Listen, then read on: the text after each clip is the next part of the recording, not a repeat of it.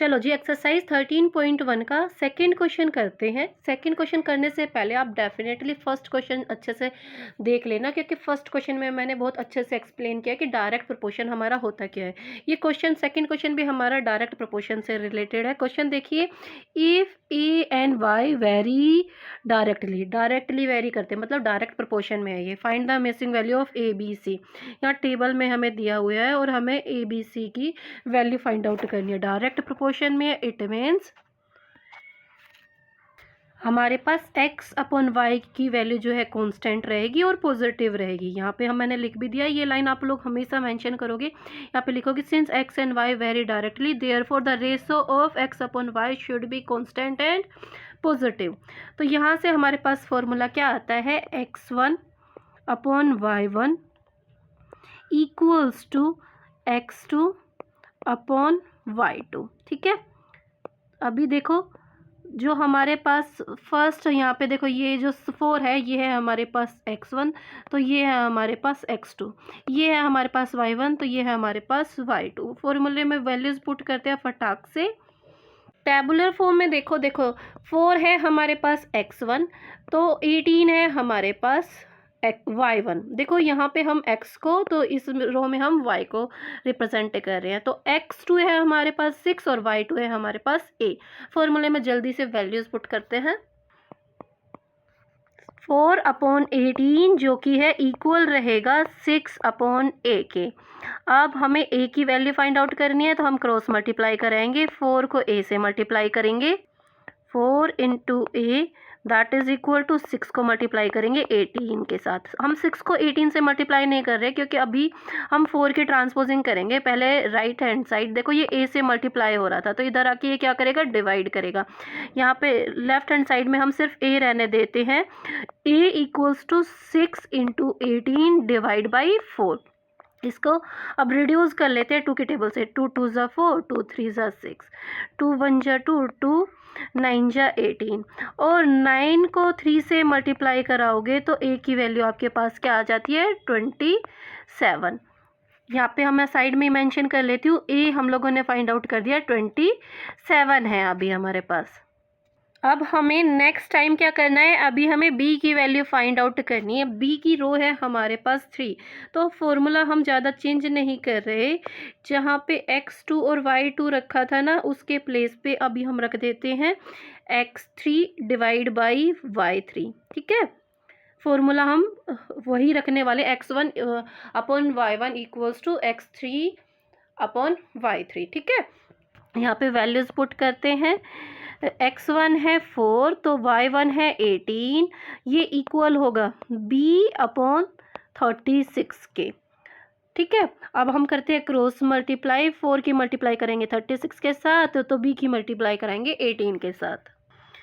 18 को b से multiply कराएंगे, ये इक्वल होगा 4 इंटू 36। अब हमें b की वैल्यू फाइंड आउट करनी है, तो हम 18 की करा देते हैं राइट हैंड साइड ट्रांसपोजिंग। ये देखो b से मल्टीप्लाई हो रहा था, तो इधर जाके ये क्या करेगा, डिवाइड करेगा। 4 इंटू 36 डिवाइड बाई 18। सीधा 18 की टेबल से रिड्यूस करते हैं। 18 1 जा 18, 18 2 जा 36। 2 को 4 से मल्टीप्लाई कराओगे तो आपके पास b की वैल्यू क्या आ जाती है, 8। यहाँ पे हम मेंशन कर देते हैं साइड में ही, b की वैल्यू हमने फाइंड आउट कर लिया है, 8 आई है। अब ये हम जो ये काम किया हमने, इसको इरेज कर लेते हैं। आप लोग नोटबुक में कर रहे हो तो आप लोग नोट डाउन करते रहना, नीचे ये काम करते रहना। मैं एक स्क्रीन पर सारे सोल्व करवा रही हूँ, तो दैट्स वाई मैं इसको इरेज करूँगी। अभी लास्ट में हमें c की वैल्यू फाइंड आउट करनी है। देखो, ये फर्स्ट वैल्यू थी, ये सेकंड थी, ये थर्ड थी, ये फोर्थ थी। मतलब अभी हमें x4 अपॉन y4 रखना है फॉर्मूले में।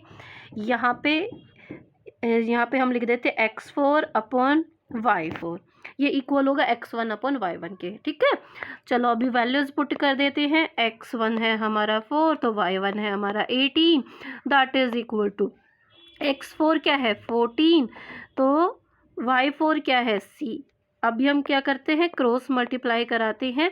4 की मल्टीप्लाई करा देते हैं c के साथ, दैट इज इक्वल टू 18 की मल्टीप्लाई कराओगे 14 के साथ। 18 इंटू 14। अभी हमें निकालनी है सी की वैल्यू, तो हम 4 की कर देते हैं transposing, right hand side left hand side में सिर्फ सी रहने देते हैं।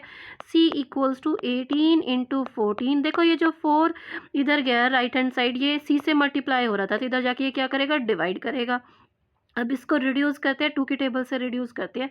2 2 ज़ा 4, 2 7 ज़ा 14, 2 1 ज़ा 2, 2 9 ज़ा 18, और 9 और 7 की मल्टीप्लाई कराओगे तो कितना आता है, 63 आता है। सी की वैल्यू क्या आ गई है हमारे पास, 63 आ गई है। इस क्वेश्चन के ए पार्ट में हमें ए बी सी तीनों की वैल्यू फाइंड आउट करनी थी। देखो तीनों वैल्यू मैंने यहाँ पे ऊपर मेंशन कर दी है। अभी ये सारा इरेज कर लेते हैं, देन हम अपना बी पार्ट भी यहीं पे अटैम्प्ट करेंगे। बी पार्ट भी वही हमारा डायरेक्ट वेरिएशन का क्वेश्चन है, तो मैंने यहाँ पे ऑलरेडी मेंशन कर दिया है कि X and Y varies directly, therefore the ratio of X upon Y should be constant and positive. तो हमारे पास फॉर्मूला क्या आता है, एक्स अपॉन वाई, x1 भी डाल सकते हैं इसको, y1 that is equal to, ये किसके इक्वल रहेगा, x2 अपॉन y2 की। ठीक है जी। अब आपके पास x1 है 2 तो y1 है a, x2 है 3 तो y2 है 36। चलो फॉर्मूले में जल्दी से वैल्यूज पुट कर देते हैं। यहाँ पे ही हम साइड में ही लिख लेते हैं 2 अपॉन a, ये इक्वल होगा 3 अपॉन 36 के। ठीक है, क्रॉस मल्टीप्लाई कराते हैं, 2 की मल्टीप्लाई करेंगे 36 के साथ, तो a की मल्टीप्लाई कराएंगे 3 के साथ।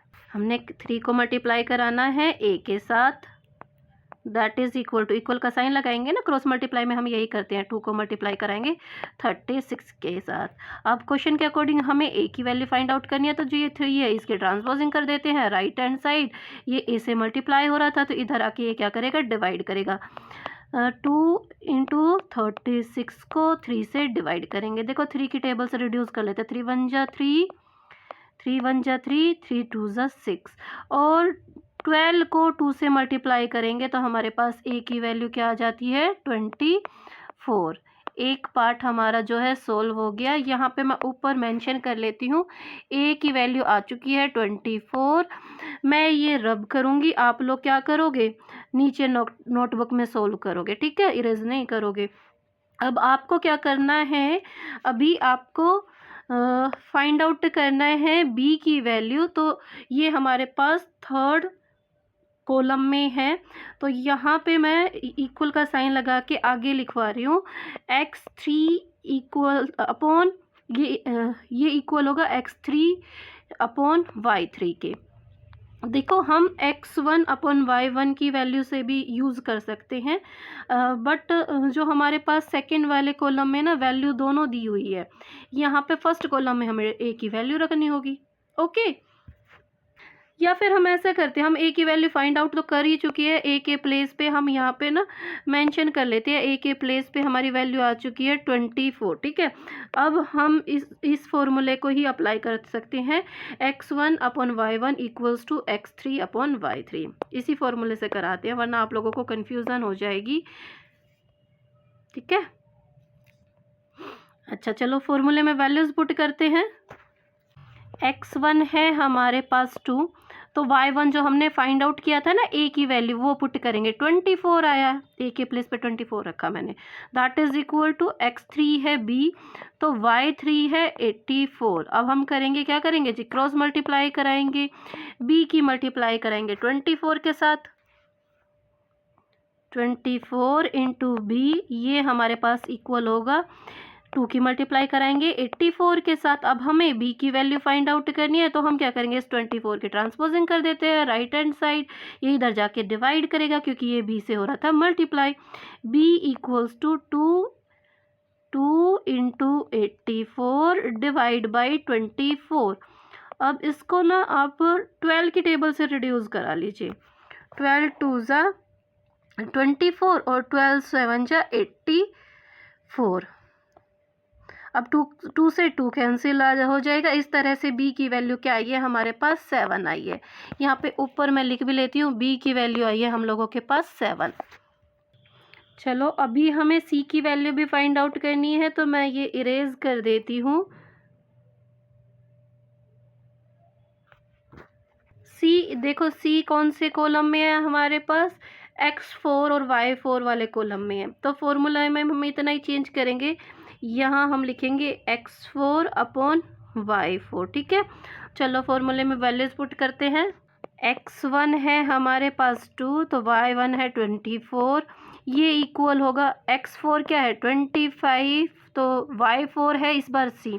क्रॉस मल्टीप्लाई कराते हैं, 2 की मल्टीप्लाई करेंगे c के साथ और 24 की मल्टीप्लाई करेंगे 25 के साथ। 2 इंटू सी ये इक्वल होगा 24 इंटू 25 के। अब हमें निकालनी है सी की वैल्यू, तो हम 2 की ट्रांसपोजिंग करा देते हैं right hand side, left hand side में सिर्फ सी को रहने देते हैं। देखो ये जो 2 है ये सी से मल्टीप्लाई हो रहा था, तो इधर आके क्या करेगा, ये डिवाइड करेगा। 2 की टेबल से कैंसिल करते हैं, 2 1 जा 2, 2 12 जा 24 और 12 को मल्टीप्लाई करेंगे 25 के साथ, तो जी हमारे पास सी की वैल्यू क्या आएगी 300 आएगी। तीनों ही वैल्यूज़ जो है हमने फाइंड आउट कर दी है, यहाँ पे मैंने ऊपर मेंशन भी कर दिया है। ये क्वेश्चन हमारा ख़त्म हो जाता है। Now move to the third question. चलो जी थर्ड क्वेश्चन करते हैं। The variable x varies directly as y and x equals to 80 when y is 160, what is y when x is 64।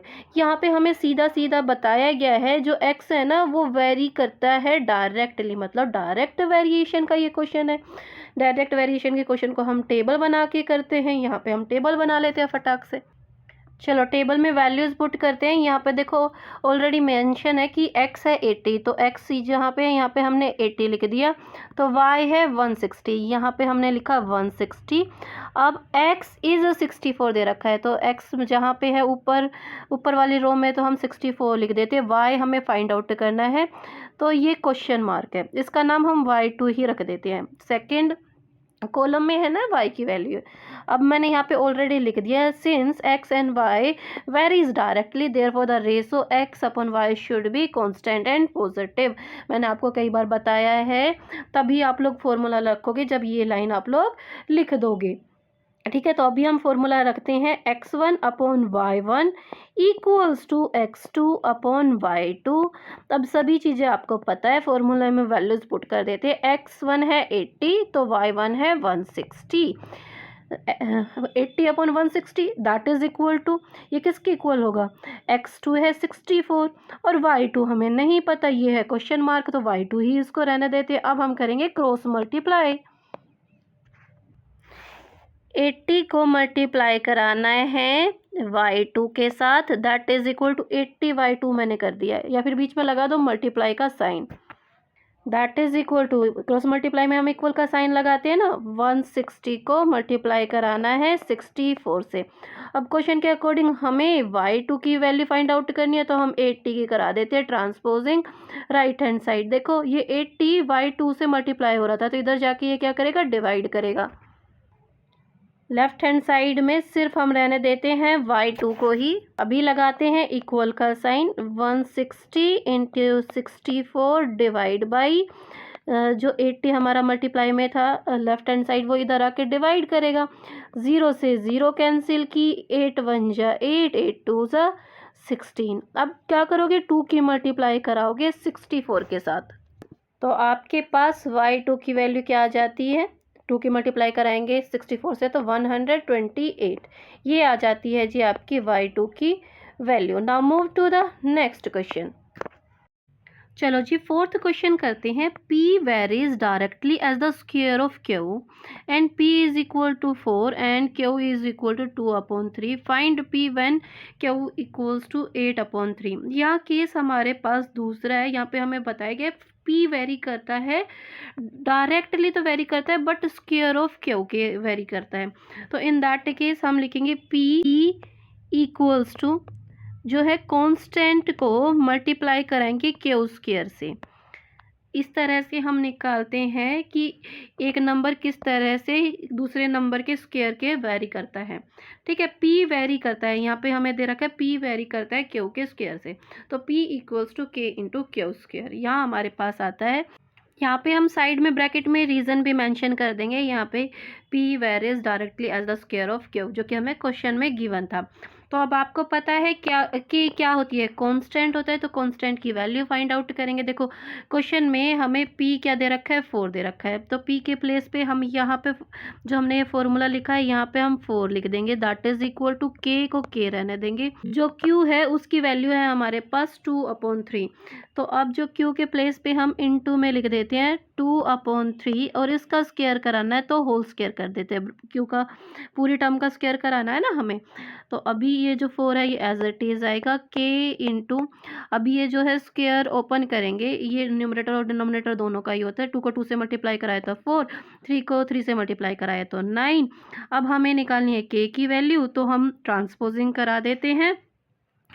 4 जो 9 देखो यहाँ k को डिवाइड कर रहा था वो इधर आके क्या करेगा, मल्टीप्लाई कराएगा, और जो 4 k से मल्टीप्लाई में था वो क्या जाएगा, डिवीजन में जाएगा। इस तरह से हमारे पास k की वैल्यू आएगी, 4 से 4 कैंसिल हो जाएगा, k की वैल्यू क्या आ चुकी है हमारे पास, 9 आ गई है। चलो आगे हम फर्दर सोल्व करते हैं।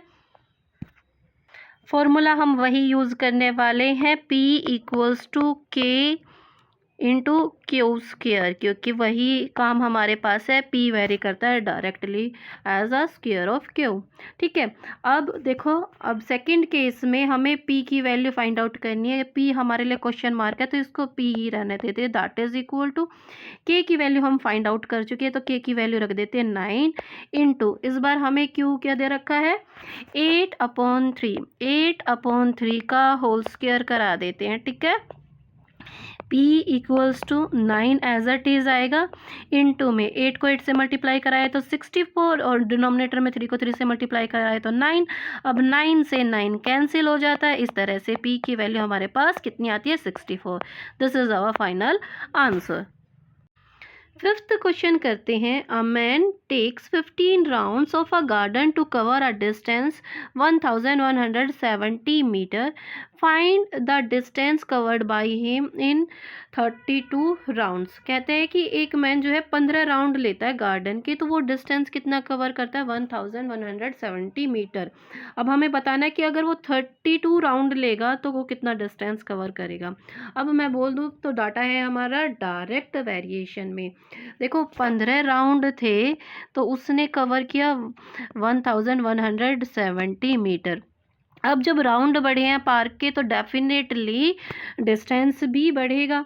तो ये है हमारे पास y2। मैंने आपको एक्सप्लेन किया क्यों है ये डायरेक्ट वेरिएशन में, बोथ केस हमारे जो है अगर राउंड बढ़े हैं तो डिस्टेंस भी बढ़ेगा, दोनों चीज़ें सेम क्वांटिटी में इंक्रीज होगी। ठीक है, लाइक एक पार्क का राउंड है 3 मीटर का, तो एक बार में उसने 3 मीटर कवर किया तो दूसरी बार में वो कितना करेगा, 6 मीटर करेगा।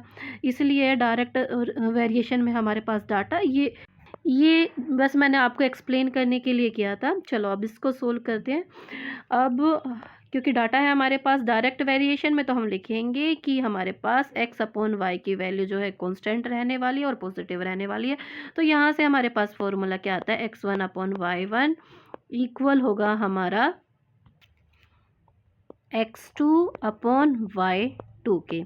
चलो फॉर्मूले में वैल्यूज पुट करते हैं। x1 है हमारे पास 15, तो y1 है 1170,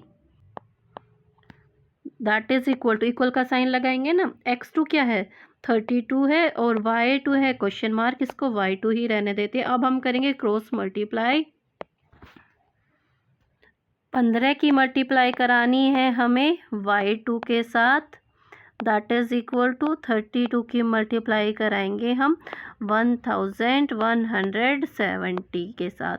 अब हमें निकालनी है y2 की वैल्यू, तो हम इस 15 की क्या करेंगे, ट्रांसपोजिंग करेंगे right hand side.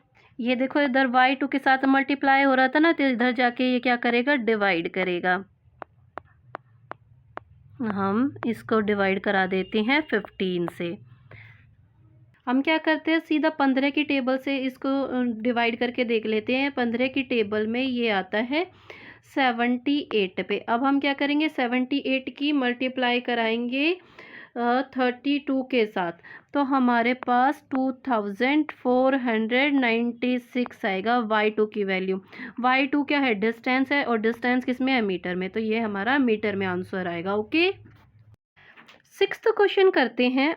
A truck needs 54 liter of diesel to covering a distance of 297 kilometre. ये हमने बताया कि एक ट्रक को जो है 54 लीटर डीजल की रिक्वायरमेंट होती है अगर उसको डिस्टेंस कितना कवर करना है, 297 किलोमीटर डिस्टेंस कवर करना है। तो अब हमें बताना है कि उसको कितने डीजल की रिक्वायरमेंट होगी अगर डिस्टेंस कितना कवर करना है, 550 किलोमीटर डिस्टेंस हमें कवर करवाना है।